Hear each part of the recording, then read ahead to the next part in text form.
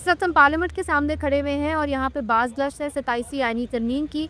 जो अहम चेंजेस आ रहे हैं वो आर्टिकल 243 के अंदर आ रहे हैं और इसके अंदर जो सदर पाकिस्तान का इख्तियार होता है कि वो सर्विसेज चीफ को अपॉइंट करें और आर्मी चीफ को अपॉइंट करें, उसके अंदर कुछ तरमीम आने जा रही है और हमें ये बताया जा रहा है कि ख़ास ओहदा क्रिएट किया जा रहा है जिसके तहत चीफ ऑफ आर्मी स्टाफ उस ओहदे से ऊपर चले जाएंगे और वही सर्विसेज चीफ को इन कंसल्टेशन जो है अपॉइंट करेंगे। मगर जो कंसल्टेशन वो करेंगे, चाहे वो वज़ीर आज़म के साथ हो चाहे वो सदर के साथ हो, वो बाइंडिंग नहीं होगी।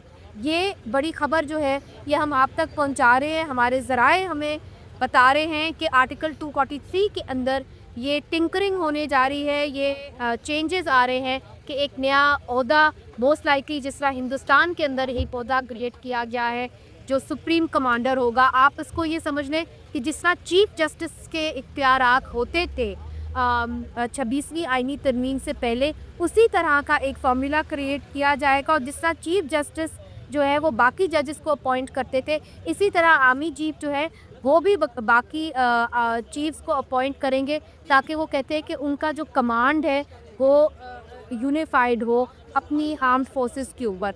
और इसका जो वो जस्टिफिकेशन देते हैं वो ये देते हैं कि देखिए रेगुलर सूरत हाल सिक्योरिटी की नहीं है, सिक्योरिटी की सूरत हाल बहुत ख़राब है, हमें कमांड चाहिए अपने न्यूक्लियर फैसिलिटीज़ के ऊपर और इसीलिए बहुत ज़रूरी है कि आर्मी चीफ जो है उसके पास ये इख्तियार हो कि वो बाकी सर्विसेज चीफ्स को अपॉइंट करे। तो इस तरह का जो हमारे पास इंफॉर्मेशन है और बहुत ही पुख्ता ज़राए से हम आप तक पहुँचा रहे हैं। बाकी आर्टिकल 245 का भी ज़िक्र हुआ, उस पर भी बात हुई जिसके तहत कोई भी सूबाई जो हुकूमत होती है वो एक रिक्विजिशन करके आर्म फोर्सेस को अपने सूबे के अंदर in aid of civil power तलब कर सकती है। और इसके अंदर हमने ये देखा है कि वो ये चाहते हैं कि सूबे भी करें और साथ नेशनल असेंबली से भी उनको सैंक्शन हासिल हो।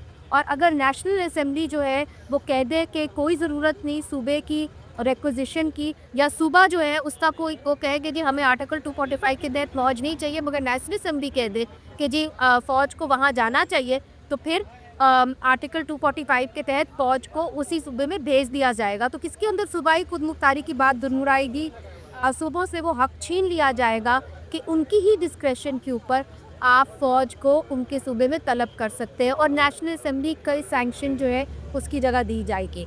तो ये हमारे पास खबर है, बड़ी ख़ास खबर हम voicepk.net के प्लेटफॉर्म से आप तक पहुंचा रहे हैं। हमारी नज़र है 27वीं आईनी तरमीम पर और इससे जुड़ी ख़बरों के मुतालिक हम आपको आगाह करते रहेंगे। अभी तक हम आपको जो NFC अवार्ड है उसके ऊपर डेडलॉक कायम है। पाकिस्तान पीपल्स पार्टी जो है इसके ऊपर शोर मचा रही है, उनके CEC का इजलास जो है वो मुकम्मल नहीं हुआ है और वो मुशावरत का सिलसिला वहाँ पे जारी है। इसके जो 18वीं तरमीम के हवाले से NFC अवार्ड की कटौती का सिलसिला था वो खटाई में पड़ चुका है। जहाँ तक एजुकेशन और पॉपुलेशन है उसके बारे में अभी तक हमें दो किस्म की इंफॉर्मेशन आ रही है। एक ये कि एक मुखालफत है और वो ये कहते हैं कि अगर आप जस्टिफिकेशन देते हैं कि जी एजुकेशन और पॉपुलेशन को वफाक के पास चला जाना चाहिए, तो फिर उसी जस्टिफिकेशन के तहत आप सेहत भी उधर भेज देंगे।